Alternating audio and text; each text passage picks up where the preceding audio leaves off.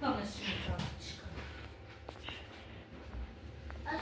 Ty to celý tam zase něco naťukal.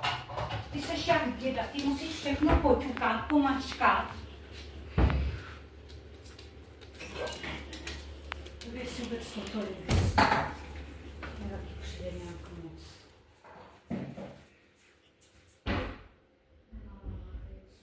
Máme to tady mlíko.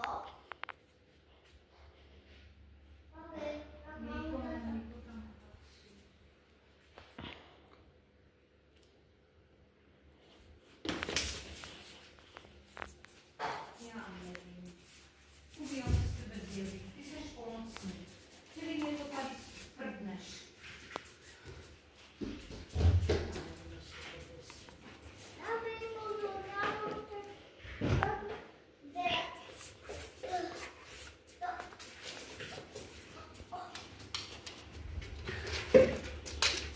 Já se natáčím Maxíka.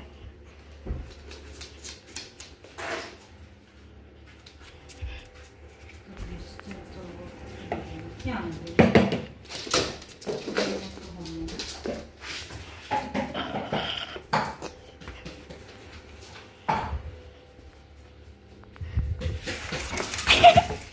Ale no tak, do prdele!